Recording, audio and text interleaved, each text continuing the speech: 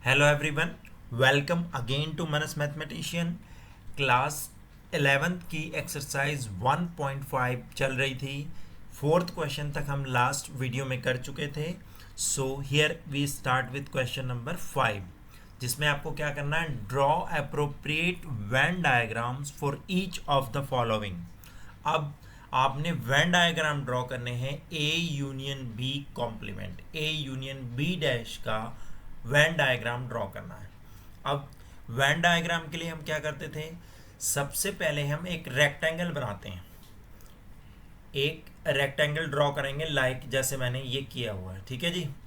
इस रेक्टेंगल के अंदर जो हमारे पास दो सेट हैं ए और बी, दोनों को सर्कल ड्रॉ करेंगे लाइक दिस। ठीक है, दो सर्कल मैंने ड्रॉ किए, दोनों की यूनियन। यूनियन का मतलब है कि दोनों का सारा पार्ट हमने, ये जो वाइट पार्ट है ये दोनों की यूनियन है। अब हमें इसका कॉम्प्लीमेंट चाहिए।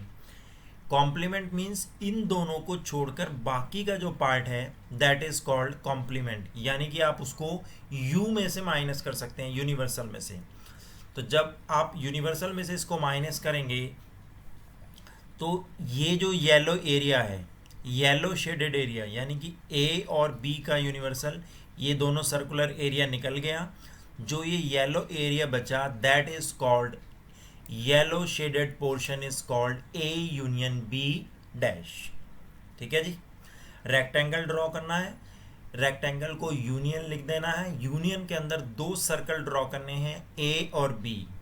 ठीक है, ए और बी जो होंगे वो ए यूनियन बी होगा। हमें उस ए यूनियन बी को छोड़कर बाकी सब चाहिए।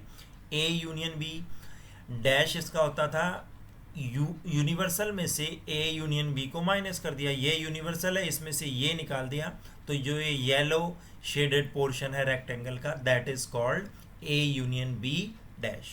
क्लियर है। Now move to second part. Venn diagram का सेकेंड पार्ट है that is A dash intersection B dash. अब जरा इसको पहले समझें। ए डैश और बी डैश का इंटरसेक्शन चाहिए आपको। एक डी मॉर्गन्स का एक फॉर्मूला था, A dash intersection B dash. That means अगर मैं इसका उल्टा लेता हूं, ए डैश का इन्वर्ट होता था ए। ठीक है जी। इंटरसेक्शन का अपोजिट है यूनियन, बी डैश का बी, और इस पूरे का मैं डैश ले लेता हूं। A union B dash is equal to A dash intersection B dash. ये दोनों डी मॉर्गन्स के फॉर्मूले से कुछ इस तरह होते थे।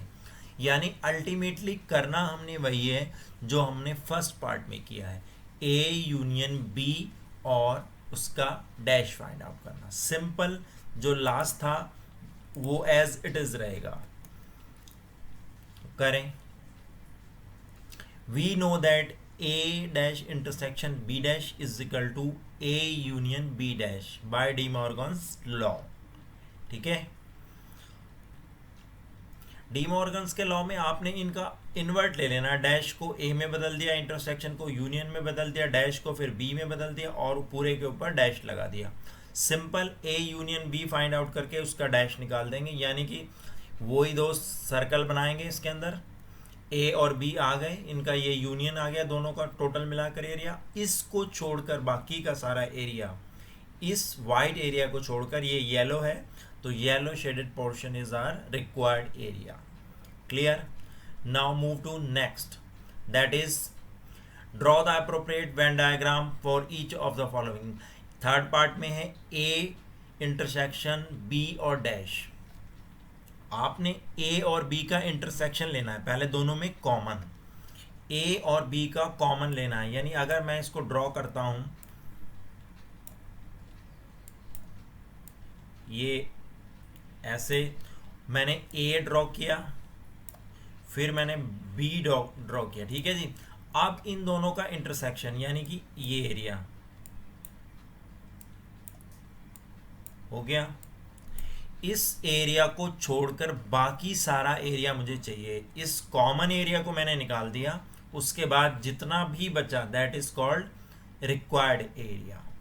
ए इंटरसेक्शन बी लिया और उसका डैश निकालना, दैट मीन्स इस कॉमन एरिया को छोड़कर बाकी सारा जो है यूनिवर्सल में से वो हमारा रिक्वायर्ड एरिया हो जाएगा। ठीक है जी। सो करते हैं इसे आगे। All area except the shaded portion, मैंने ये बनाया ए और बी बनाए, ठीक है जी। उसमें बीच में इस एरिया को शेड कर लिया और जो शेडेड पार्ट है, ये मेरा जो शेडेड पार्ट है, इसको छोड़कर बाकी जितना भी ये एरिया है, ये जो सारा एरिया है, ये इसमें ये भी शामिल होगा और ये भी शामिल होगा। इसको हम कहेंगे कि ये A dash intersection A intersection B dash है हमारे पास। Clear. Now move to next fourth part. Same है A dash union B dash. अब आप देखें ए डैश, जब डैश का भी हमें वो लेना होगा तो हम इसमें डी मॉर्गन्स का फॉर्मूला अप्लाई कर लेंगे। डैश का अपोजिट ए आ गया, यूनियन का अपोजिट इंटरसेक्शन आ गया और बी डैश का अपोजिट बी आ गया, यानी ए इंटरसेक्शन बी और उसके ऊपर आपने लगा दिया dash by D Morgan's law. तो वही है जो लास्ट में किया है, सेम आ जाएगा एज इट इज। यानी आपने ए और बी दो सेट बनाने, दो सर्कल बनाने हैं, उनके बीच का कॉमन एरिया इसको आपने शेड कर लेना है। इसको शेडेड को छोड़कर, इस एरिया को छोड़कर बाकी सारा rectangular portion is our required area. ठीक है जी। Move to sixth question. Let U be the set of all triangles in a plane. आपको दिया है कि U एक यूनिवर्सल सेट है जिसमें सारे ट्राइंगल्स आते हैं।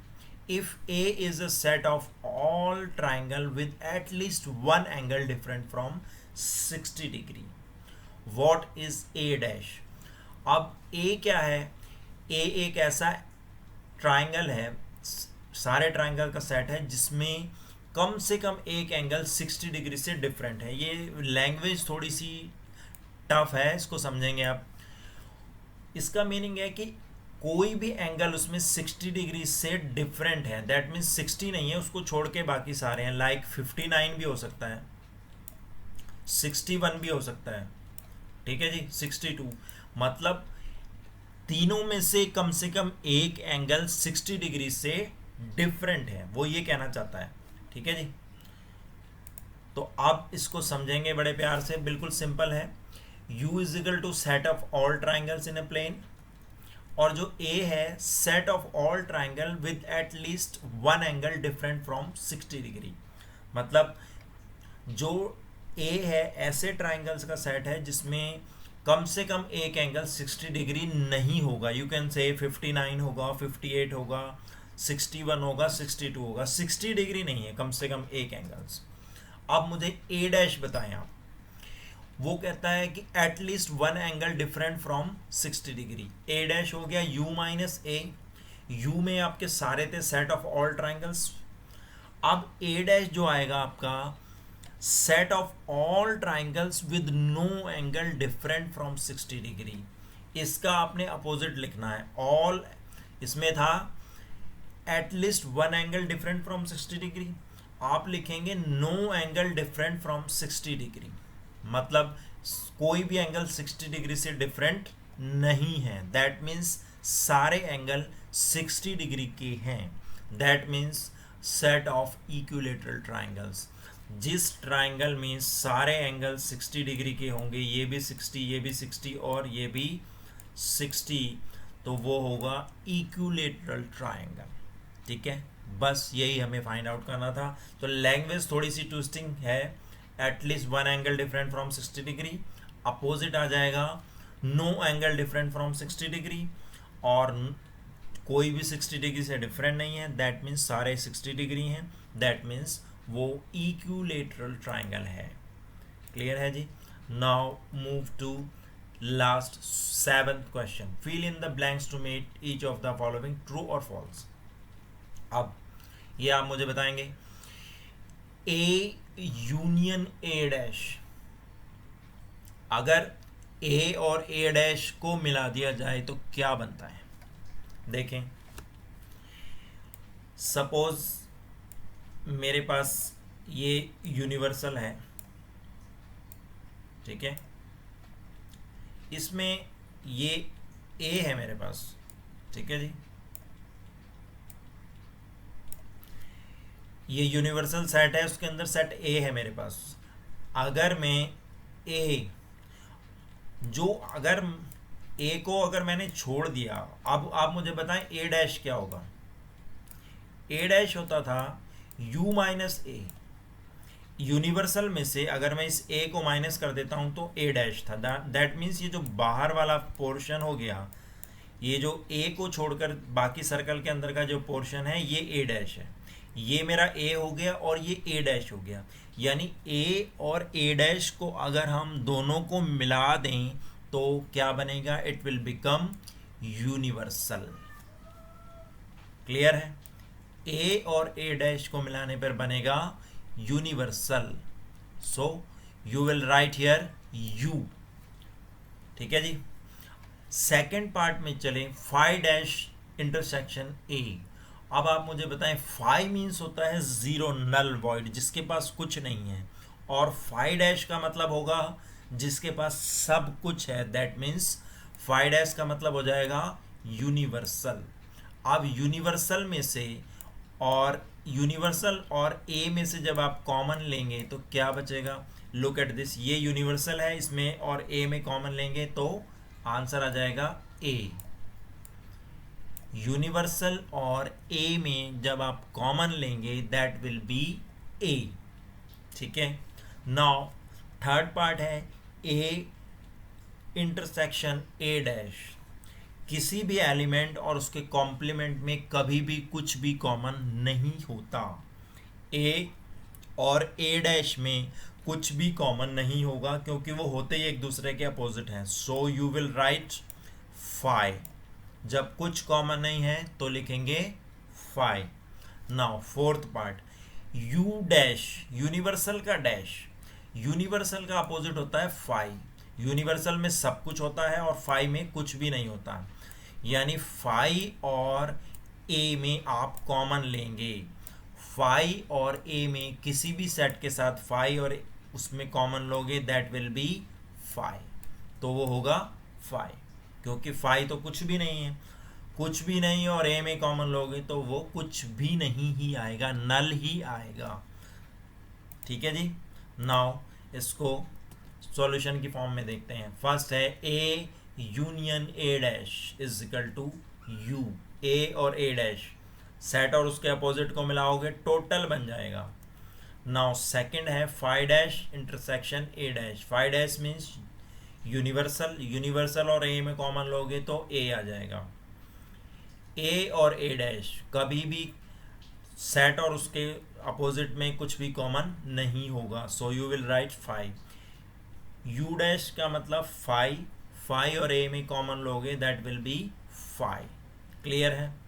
Now thank you very much for watching the video. Math series will be continued in the upcoming videos. इस चैनल पर हम NCERT, RS Agarwal, RD Sharma from the first chapter to the last one सब cover करेंगे। बने रहें हमारे साथ, channel को सब्सक्राइब करें, वीडियो को लाइक करें, शेयर करें अपने फ्रेंड्स में। Thank you very much for watching.